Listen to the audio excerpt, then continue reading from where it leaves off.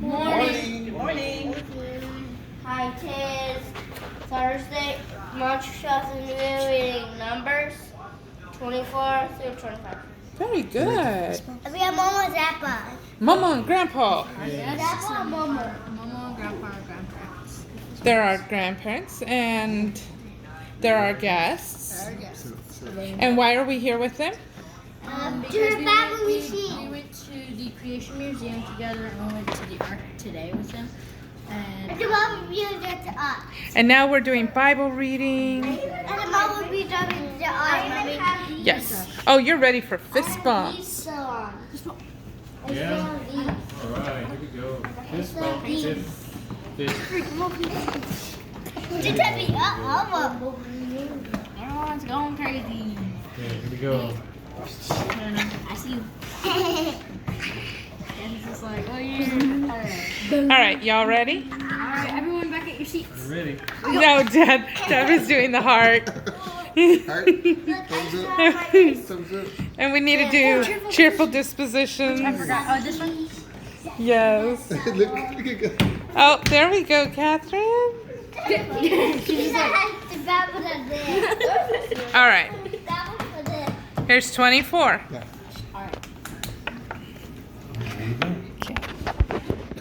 And when Balaam saw that it pleased the Lord to bless Israel, he did not go as other times to seek for enchantments, but he set his face toward the wilderness. Balaam lifted up his eyes, and he saw Israel dwelling in their tents by their tribes, and the Spirit of God came on him. He took up his proverb and said, Balaam the son of Beor has said, and the man whose eyes are open has said, he has said, who heard the words of God, who saw the vision of the Almighty, falling into a trance, but having his eyes open. How lovely are your tents, O Jacob, and your tabernacles, O Israel. Like palm trees they are spread out, like gardens by the river's side, like the aloe plant which the Lord has planted, and like cedar trees beside the waters. He will pour the waters out of his buckets. He will and his seed will be in many waters. His king will be higher than Agag, and his kingdom will be exalted. God brings him out of Egypt. He has the horns of a wild ox. He will eat up the nations, his enemies, and will break their bones and pierce them through with his arrows. He crouches, he lies down as a lion, and as a lion who will stir him up. Blessed is he who blesses you, and cursed is he who curses you. The anger of Balak was inflamed against Balaam, and he struck his hands together. And Balak said to Balaam, I called you to curse my enemies, and indeed you have certainly blessed them these 3 times. Now flee to your own place. I thought to promote you to great honor, but certainly the Lord has kept you back from honor. Balaam said to Balak, Did I not speak to your messengers which you sent to me, saying, If Balak would give me his house full of silver and gold, I cannot go beyond the mouth of the Lord to do either good or bad of my own mind, but what the Lord speaks I will speak. And now I am going to my people. Come, I will advise you what this people will do to your people in the latter days. Balaam's 4th prophecy. He took up his parable and said, The oracle of Balaam the son of Beor, and the oracle of the man whose eyes are open, the oracle of the one hearing the words of God and knowing the knowledge of the Most High, who sees the vision of the Almighty falling into a trance but having his eyes open. I will see him, but not now. I will behold him, but not near. A star will come out of Jacob, and a scepter will rise out of Israel. I will crush the borderlands of Moab and destroy all the children of Sheth. Edom will be a possession, and Seir a possession of its enemies, while Israel does valiantly. One out of Jacob shall have dominion and destroy the survivors of the city.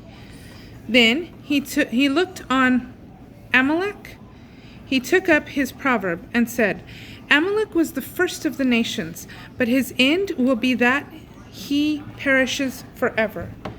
He looked on the Kenites and took up his proverb and said, Strong is your dwelling place, and you put your nest in a rock.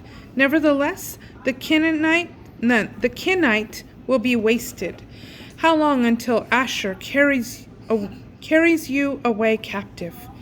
He took up his proverb and said, Alas, who will live when God does this?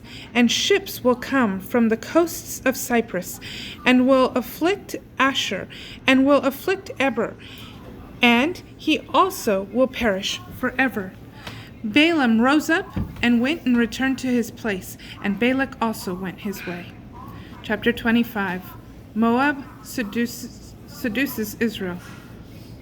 While Israel dwelt in Shittim, the people began to commit harlotry with the women of Moab. They called the people to the sacrifices of their gods, and the people ate and bowed down to their gods. Israel joined himself to the Baal of Peor, and the anger of the Lord was inflamed against Israel. The Lord said to Moses, Take up the chiefs of the people and hang them before the Lord in the sun, that the fierce anger of the Lord turn from Israel. Moses said to the judges of Israel, Kill each of the men who have aligned themselves with the Baal of Peor. Behold, one of the children of Israel came and brought to his brothers a Midianite woman in the sight of Moses and in the sight of all the assembly of the children of Israel, who were weeping before the door of the tent of meeting. When Phinehas, the son of Eleazar, the son of Aaron the priest, saw it, he rose up from among the assembly and took a spear in his hand, and he went after the man of Israel into the tent, and thrust both of them through, the man of Israel and the woman through her belly. So the plague was stopped from the children of Israel. Those that died in the plague were 24,000. The Lord spoke to Moses, saying, Phinehas, the son of Eleazar, the son of Aaron the priest, has turned my wrath away from the children of Israel, because he was zealous for my sake among them. So I did not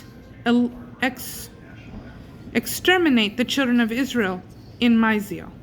Therefore say, I hereby grant him my covenant of peace, and it will be for him and his seed after him, even the covenant of an everlasting priesthood, because he was zealous for his God, and made an atonement for the children of Israel. Now the name of the slain Israelite, who was slain with the Midianite woman, was Zimri, the son of Salu, the leader of the chief house among the Simonites. The name of the Midianite woman that was slain was Cozbi, the daughter of Zur. He was chief over the people and of a father's house in Midian. The Lord spoke to Moses, saying, Be hostile to the Midianites and defeat them, because they have been hostile to you with their wiles with which they have deceived you in the matter of Peor, and in the matter of Cozbi, the daughter of the leader of Midian, their sister, who was slain on the day of the plague because of Peor. And that is Numbers 24 and 25. Bye. Have a great day.